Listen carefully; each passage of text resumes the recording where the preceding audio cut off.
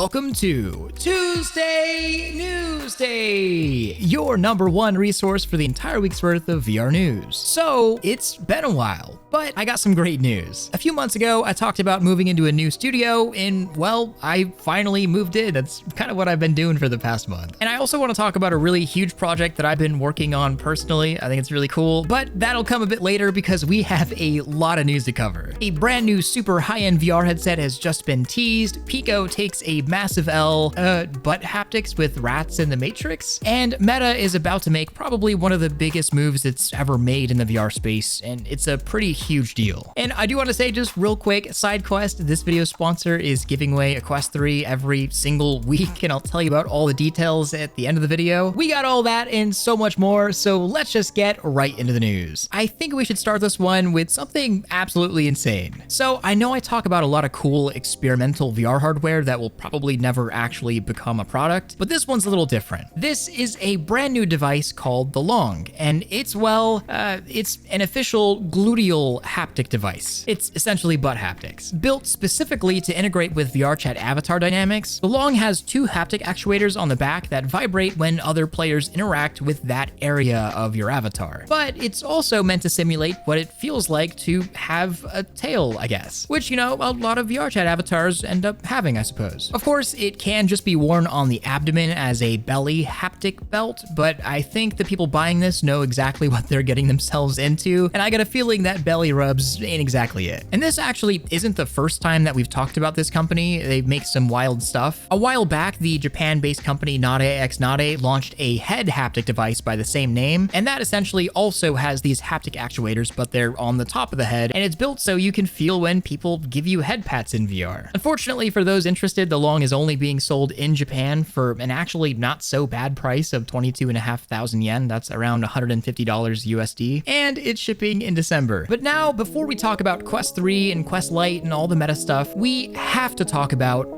rats in the Matrix. So this is probably some of the most interesting VR research I have ever come across. It does get a little technical, but just hang in with me. I promise this is crazy interesting. So in this study recently published in the journal Science, lab rats were implanted with a brain-computer interface that measures activity in the hippocampus, the region of the brain responsible for converting short-term memory to long-term, but more importantly for this purpose, it's responsible for keeping track of objects and the position of the body relative to other objects. It's sort of the body's tracker. And well, in this study, that tracked brain activity was then translated to a sort of spatial map of firing neurons that the researchers could use for all sorts of experiments. The first of which was to see if rats store any sort of spatial memory data in the hippocampus at all. So the lab rats were put on tiny omnidirectional treadmills in a virtual reality environment that essentially was a maze in VR with a food goal at the end. Think rat player 1. And they were able to complete this VR maze without a problem, of course, allowing the researchers to build that neural map. And here's where it really gets crazy. The rats were put back in the virtual environment, but this time their movement was completely restricted. So they had to navigate the maze not by walking, but by thinking. And using the neural map the researchers had created from the previous test, the rat was able to move within the VR maze using only spatial brain signals. Just imagine never having to use a thumbstick in VR again. But that's not the only test they did. In an experiment nicknamed Jedi, the rats were given the Force, allowing them to use their neurons to guide and move objects within virtual reality, all without moving at all. And turns out they were adept at both tasks. It was easy for them, able to complete the mazes and puzzles and receive their food reward. And while, yeah, this is cool news for rat VR headsets in the future, there's a much more exciting implication here for brain-computer interface and VR technology as a whole. It suggests that the hippocampal region of the brain, again, the region responsible for memory, emotion, and perception,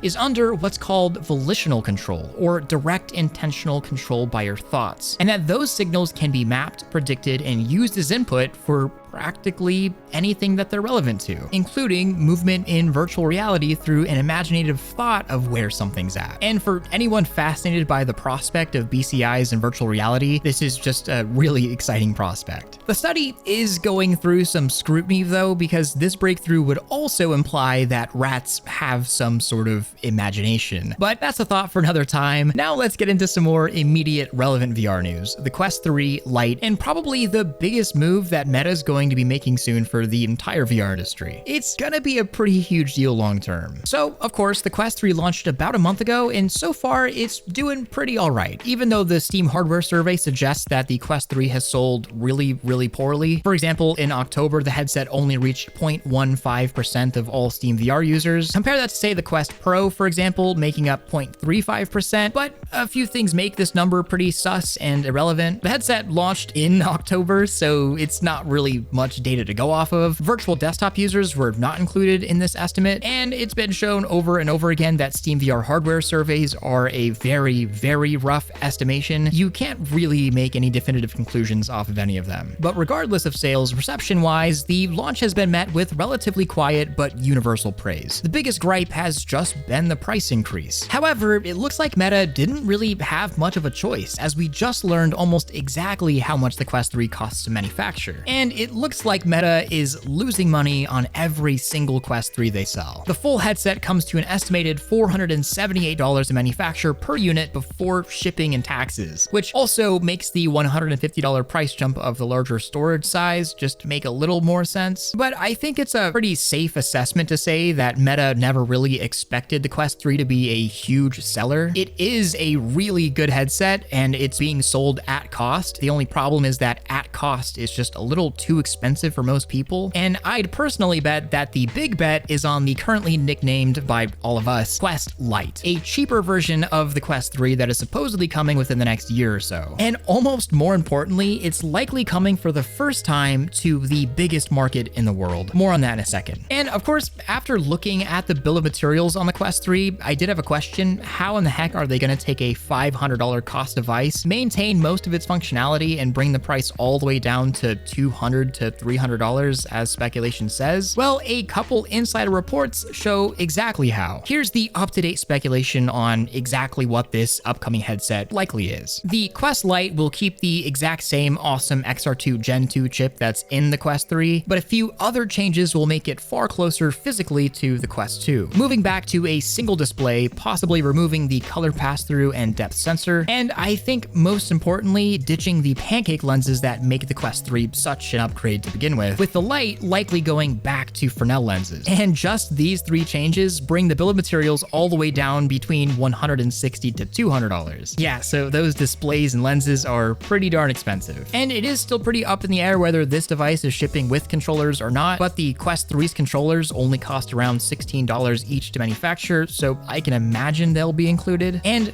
to me, this is all really great. Some people have heavily criticized the idea of a Quest 3 Lite and its potential Fresnel lenses, saying it's a step back for the entire VR industry, but personally, I think it would be a really perfect, cheap first headset for a lot of people. Right now, the Quest 2 is too old to really recommend, and the Quest 3 is too expensive, so this fits right in the middle, and it's a way easier gift to buy. Really, the whole point of this headset isn't to be the best at all, it's to get more people in VR buying VR games, and this sounds like a pretty great way to do it, especially if the big thing happens. So I've been alluding to this thing for this whole video, and I really can't stress in words how big of a deal this could potentially be. For around the past decade and a half or so, Meta and Facebook before it, including Oculus, have been completely banned from China. Anything related to the company was just not allowed. And well, this upcoming super cheap headset, according to Wall Street Journal, is going to be the first Meta product to break into the Chinese market ever, starting in late 2024, with Meta reportedly signing a deal with Tencent as their exclusive dealer. Meta makes most of the money on the hardware, and Tencent will make most of the money on the software sold in the region. And this one deal, beyond the super cheap headset, is probably the biggest individual thing that has happened or is going to happen to the entire VR industry since the Quest 2's explosion, and really, I can't think of anything bigger that could potentially happen. The Chinese tech market is obviously massive and could grow active VR users by millions, if not tens of millions. And global VR users could easily double or even triple within the next 24 months. It's a crazy prospect to think about. And it's kind of exactly what the VR industry needs right now. There's a lot of new software coming, but there's,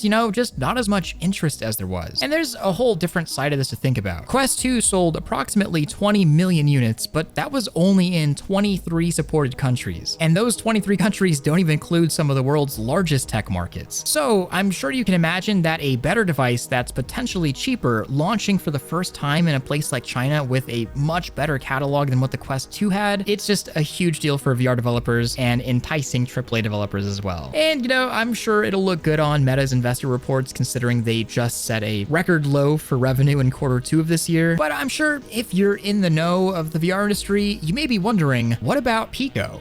China's own VR headset company that was set to rival Quest and Oculus and Meta. Well, things are not looking too hot for them. So let's talk about Pico. The creators of really the only Quest competitor yet, the Pico 4, is really going through some tough times. There was even a rumor a couple weeks back that they were going to completely shut down, but it seems the situation is not quite that bad, at least not yet. Instead, Pico has announced that they are shutting down multiple projects, including a house-funded Beat Saber competitor, and all of the developers on all of these projects have been laid off, with Pico's CEO stating they were, quote, too optimistic as growth did not go as fast as expected, end quote. Of course, referencing the growth of the VR industry, which has slowed considerably since lockdown ended, which is expected. And Pico stated that they will be restructuring the company to focus on their hardware and core technology, while the software team at Pico will be folded back into the parent company ByteDance. And this whole year really is just a series of unfortunate events for Pico. They were just about to launch the Pico 4 and 4 Pro in North America earlier this year, but that entire plan was supposedly canceled due to the US congressional hearings of the TikTok CEO, another one of ByteDance's companies and Pico's sister company. And so, yeah, Pico is in trouble. I'm not sure what this means for their future hardware, but right now is a better time than ever for Meta to be entering China, and it's a good deal for Tencent as well because they don't actually have to invest anything in making hardware. And Pico, Meta's biggest competitor, is sorely knocked down. And it is pretty sad. I actually really love the Pico 4. It is a great headset. It's just not available to most of the world, and it's missing a lot of the content that the Quest just has on tap and has had on tap for years. It's a hard sell. On the positive though, some good news for Pico. The Pico store just got VR chat this past week. But I think that also speaks for miles on the entire situation. The Pico store just got VR chat, and that's 4 years after Quest. So yeah, but let's move on to the highest end of VR, Vario. The creators of the XR3, probably the best VR headset currently available, if you have the money that is. Well, they just made a pretty exciting announcement. And let me just give some background on Vario. I know I've talked about them quite a bit in the past, but in case you're new, this thing is an absolute beast. It does cost a lot at around $6,000 to $7,000, but it does incredible things. VR and pass-through almost look hyper real on the thing, and it's kind of set the highest end standard of VR for the past 2 or 3 years. And well, Vario has just teased that they possibly have a brand new device coming, and it looks like it just might be an XR4. I don't know what else a giant 4 could mean, but yeah, I'm guessing it's a new VR4 and XR4. And this is kind of a huge deal because the XR3 itself kind of changed everything in the super high end of VR. There's nothing like it, and there probably won't be anything like it for a while. So definitely gonna be checking it out. And now I just want to talk a bit about, what's been going on lately regarding me and the channel, because there's kind of a lot going on. The last upload I did was the Quest 3 impressions video, and I legit pushed as hard as I could to get that video out because within a few days I had to go move. And so as soon as that video shipped, it's just been moving time, and it's been non-stop ever since. And something funny about moving is that it always takes way more time and is way more taxing than you could have ever imagined. And this was one of those situations. I actually did try and sit down and make some easier Tuesday Newsday videos because I obviously couldn't film while I'm in the middle of moving. And I actually wrote about 3 of them, and I scrapped them all. Honestly, the news just didn't seem all that interesting to put out a whole video. After Quest 3 launched, things just kind of dropped off industry-wise. I'm guessing that a lot of people were waiting to announce anything because they didn't want to be overshadowed by the Quest 3's launch. And I also really don't want to just put out a video just to put out a video because it's been a while. So instead of forcing it, I ended up working on a VR application for the past few weeks. And I don't want to talk about it too much yet, but I am going to be releasing it with a video about it and why I made this thing, hopefully this weekend. I've been working on it like crazy. To be real, this is a direction for the channel and a sort of series that I'm really, really excited about. Just having crazy VR game and app ideas, building them out, and then releasing them to everybody, and then making a video about it. I don't know, it's just what I've been really enjoying lately. It's kind of been keeping me alive. And if you have any name ideas for this series, definitely let me know. I'm still thinking of something. But yeah, I wanted to let you guys know what I've been up to. I didn't fall off the face of the earth. I'm working harder than ever on videos. I just want every video to have a purpose. The last thing I want to do is waste your time or mine. And I also wanted to say thank you so much for being here every video and for being patient. I'm working my hardest. And you know what? The place is starting to look pretty good. Well, except for that and a quick wallpaper review, just don't. But as promised, details about that weekly Quest 3 giveaway. Let's talk about the best channel sponsor of all time, SideQuest, which is also where my app's gonna be this weekend. So yeah. So SideQuest is the largest platform out there for standalone VR titles with thousands of VR games. Basically, if you want to sideload any VR app to your Quest, SideQuest is the way to do it. And they're giving away a Quest 3 every single week until Christmas, all within their own physics-based social VR sandbox called Banter. From SideQuest, it's quote, "If VR chat met Bone Lab." Basically, the more you're in Banter, the more you have a chance of winning a Quest 3. They pick a random online user every single week. And you also don't even need a Quest or even a PC VR headset. You can just check it out on Steam, or even better, go download SideQuest and hop in, and you'll also have access to thousands of VR titles. But yeah, thank you so much, SideQuest. I love working with them. And of course, I wanted to say thank you to all of my Patreon supporters. I couldn't do any of this without you guys. You guys legit make this all possible. And of course, don't forget to like this video if you loved it, subscribe if you want more of this, and hit that freaking bell if you just can't live without it. Much love, Thrill out.